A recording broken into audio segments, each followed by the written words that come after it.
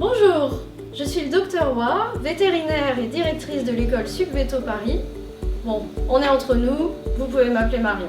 Aujourd'hui, je vais vous expliquer comment couper les griffes de votre chien ou de votre chat, tout en faisant de ce moment un moment agréable.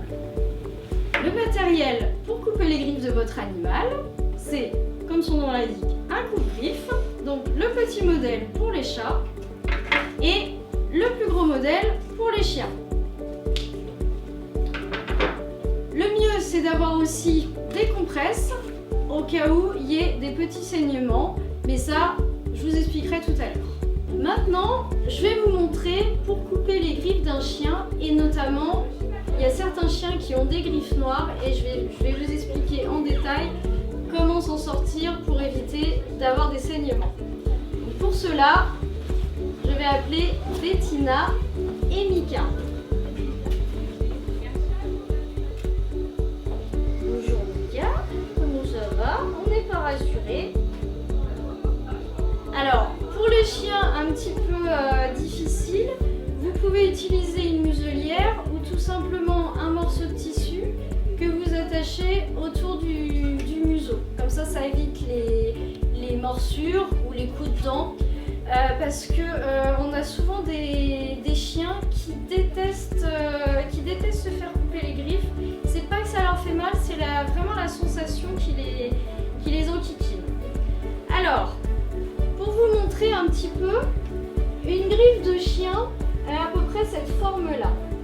Et quand on a une griffe noire, on n'a pas la transparence qu'on a par exemple sur les griffes de chat, comme je vous ai montré tout à l'heure. Donc, soit on a à la fois des griffes blanches transparentes et des griffes noires, donc on va couper à la même hauteur pour les deux, soit on n'a que des griffes noires. Dans ce cas-là, on n'a pas de point de repère, mais on va couper, en fait, vous voyez la griffe, elle fait un angle ici, on va couper à ce niveau-là, pas au-dessus de l'angle. Voilà. Donc, nous allons faire la démonstration avec Mika. Donc Bettina, vous allez lui tenir la tête. Et on va opérer de la même façon. C'est-à-dire, je vais faire plutôt l'autre patte. C'est-à-dire, on appuie sur le coussinet. Et on coupe. Alors pour les griffes noires, on y va tranquillement. Millimètre par millimètre. Tac. Voilà, alors ici on voit très bien l'angle. On voit que toute cette partie-là, c'est trop long. Tac.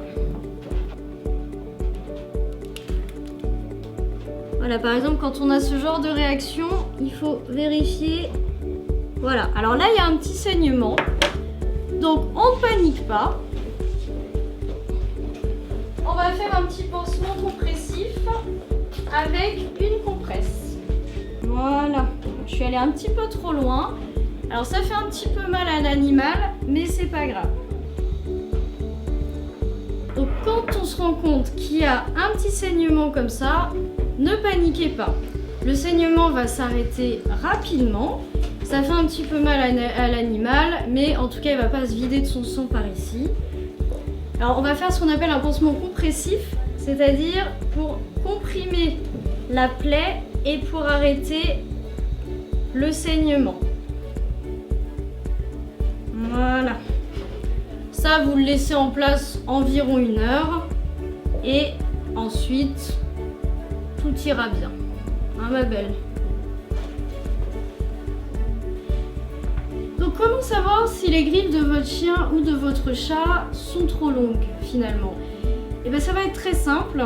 Si vous entendez sur le carrelage les griffes de votre chien, ça fait ce bruit-là, c'est qu'elles sont trop longues.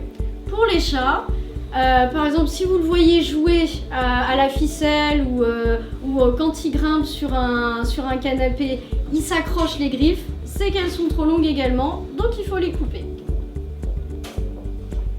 Si jamais vous n'arrivez pas à faire la coupe de griffes vous-même, n'hésitez pas à demander à votre vétérinaire. Merci Mika. Merci Bettina.